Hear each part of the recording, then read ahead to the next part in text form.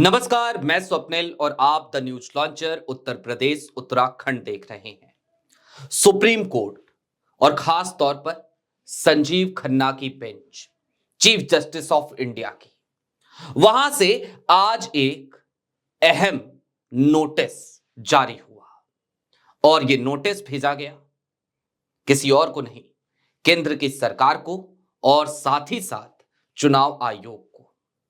और नोटिस क्या था, तो थोड़ा सा पीछे आपको जाना पड़ेगा। 20 दिसंबर 2024 की तारीख थी जब एक ऐसी खबर सामने आई जो देखते देखते चर्चा का बायस बन गई और हर वो शख्स, हर वो देश का सजग नागरिक जो ये मानता है कि देश दुनिया का सबसे बड़ा लोकतंत्र है, उसके मन में एक डर समा गया कि आखिरकार लोकतंत्र की जब बात होती है तो बात पारदर्शिता की होती है, ट्रांसपेरेंसी की होती है। फिर चुनाव आयोग, फिर केंद्र सरकार, मौजूदा सरकार, मोदी सरकार और चुनाव आयोग की जब बात हो तो फिर मुख्य चुनाव आयुक्त राजीव कुमार ये ट्रांसपेरेंसी को खत्म क्यों करना चाहते हैं। लोकतंत्र का तकाजा, जमहूरियत का तकाजा यदि ट्रांसपेरेंसी है तो ट्रांसपेरेंसी पे 20 दिसंबर 2024 की तारीख को एक कुठाराघात किया गया था। क्या था वो कुठाराघात, तो याद कीजिए। चुनावी संचालन के नियम बदल दिए गए, चुनावी नियमों में संशोधन किया गया और चुनाव नियमावली 1961 की धारा 93(2)A में संशोधन करते हुए केंद्र सरकार ने यह लिख दिया कि अब से इलेक्ट्रॉनिक दस्तावेज पब्लिक डोमेन में नहीं रखे जाएंगे। केंद्र सरकार ने गजट जारी करते हुए यह भी बताया था कि यह संशोधन इसलिए किए जा रहे हैं क्योंकि चुनाव आयोग ने इस बात की सिफारिश करी थी। और राजीव कुमार ने सिफारिश क्यों करी थी, जब इसकी पड़ताल करेंगे तो फिर एक और खबर आपकी आंखों के सामने आ जाएगी। वो खबर आपकी स्क्रीन पर है।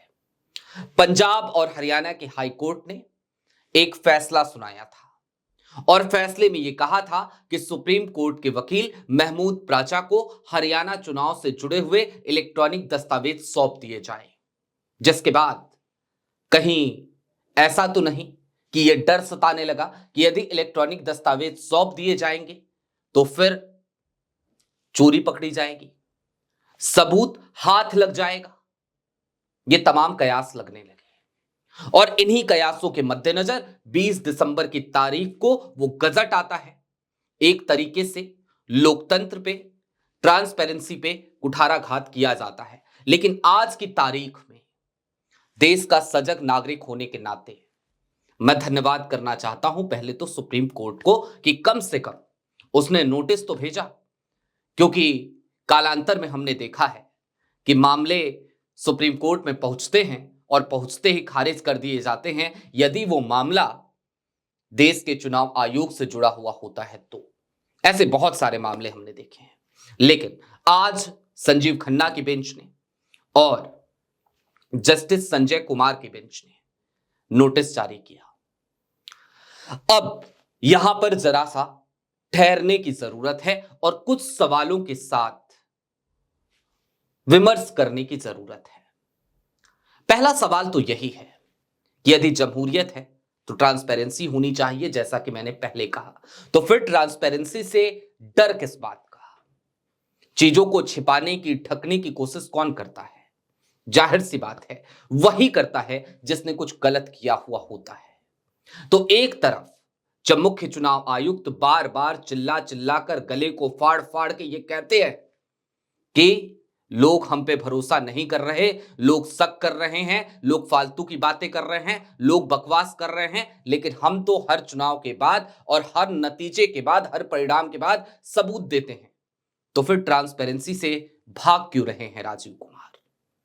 और यदि राजीव कुमार भाग रहे हैं तो भागने दीजिए, वैसे भी अब रिटायर होने वाले हैं। केंद्र सरकार क्यों भाग रही थी, मोदी सरकार क्यों भाग रही थी, ये भी एक बड़ा सवाल है। अभी के लिए दीजिए इजाजत। ऐसे ही तमाम अपडेट्स, तमाम डेवलपमेंट्स के लिए जुड़े रहिए the news launcher Uttar Pradesh Uttarakhand के साथ। शुक्रिया।